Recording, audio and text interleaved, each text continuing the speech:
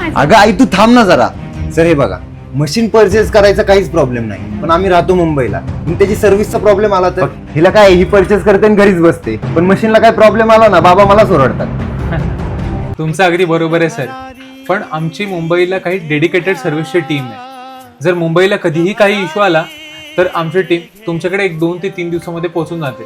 दर आठवड्याला मुंबईला 15 ते 20 डिलिव्हरीज द्याव्याच लागतात. आणि मुंबईला तर आमचा एवढा छान कस्टमर बेस बनलाय की माउथ पब्लिसिटीद्वारे आम्हाला दर आठवड्याला कमीत कमी 10 ते 15 मशीन्सची डिलिव्हरी ही मुंबईला करायलाच लागते. आता तुम्हाला मशीन दाखवत होतो तेवढ्यातच आमचं एक मुंबईचं बुकिंग झालंय. अहो सर, प्रूफ दाखवण्याची काही गरज नाहीये. आम्हाला पण कोणीतरी तुमचा रेफरन्सच दिला, त्या रेफरन्सच आम्ही इथं आलो आहे. तर मी एकदा व्हेरीफाय करत होतो सर. माझी आई कधीच व्हेरीफाय करत नाही. Typical Indian Maugham.